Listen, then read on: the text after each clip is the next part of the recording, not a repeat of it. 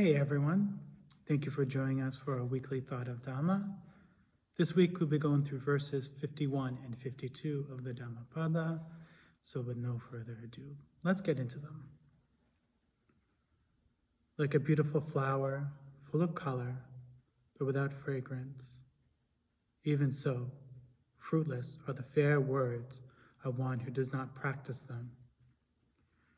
Like a beautiful flower, full of color, and also fragrant, even so, fruitful are the fair words of one who practices them.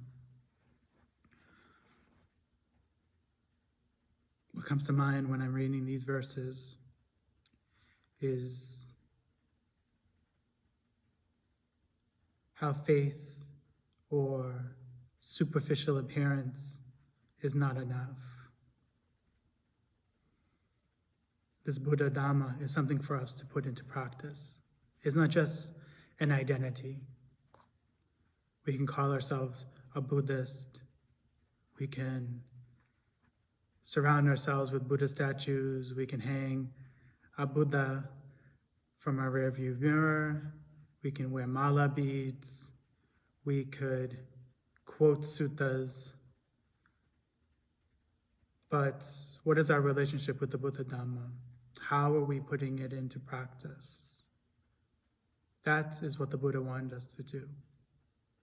Not to just have faith, not just to have the external appearance. It's the internal that is important. It's how do we put the things that the Buddha taught us into practice. Do we know the virtuous practices? Can we recite them? Do we know them all? We know to be good, but are we good? Do we think about how can we be good? How can we be virtuous?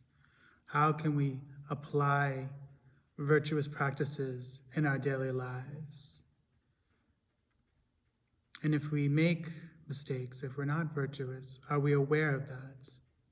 Do we feel a sense of shame? Do we feel a sense of urgency to correct our wrong behaviors?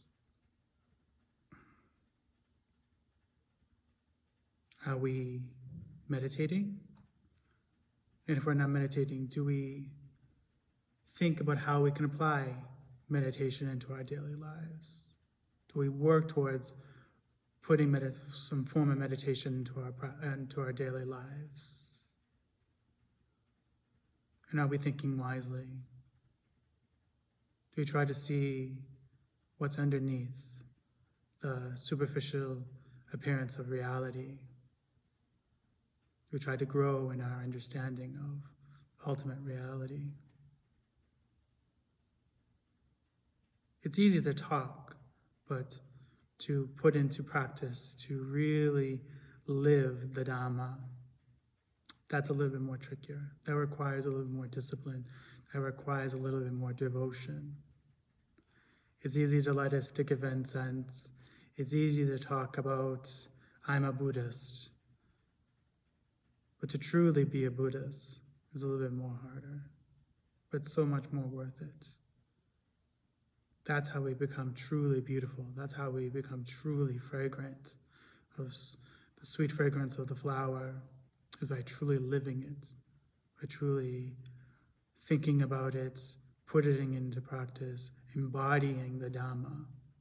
That's how we move along in life. That's how we achieve the end goal.